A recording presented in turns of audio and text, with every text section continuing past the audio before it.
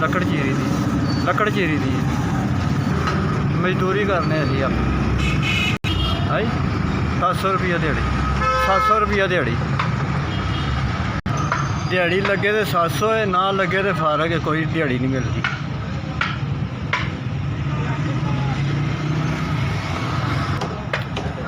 पांच बेटियां ते एक बेटा तो मजदूरी अपनी करके खा रहे हैं।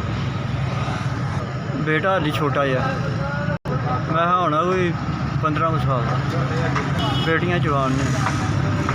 घर का सिस्टम चलता माड़ा मोटा ही गुजारा ही होंदा, फिर वेले कुछ नहीं, फिर की करना रहीए, फिर अल्लाह करने दिहाड़ी लवा ला के दुआ करी दी है, दिहाड़ी लवा। माड़े हालात जा रहे हैं, गल ही करनी, माड़े हालात जा रहे हैं साढ़े,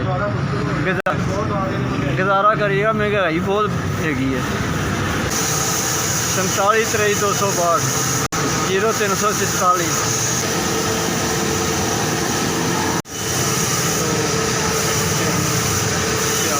4,000 रुपया जी, 4,000 रुपया। खुश हाँ जी।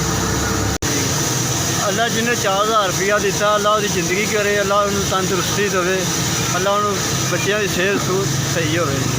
4,000 रुपया मिल गया, अल्लाह की जिंदगी करे जिन्हें दिता, और बच्चों की तंदुरुस्ती हो। मैं बहुत खुश हो गया। 700 रुपया दिहाड़ी है, 4,000 रुपया मिल गया, मैं खुश हो गया। SBS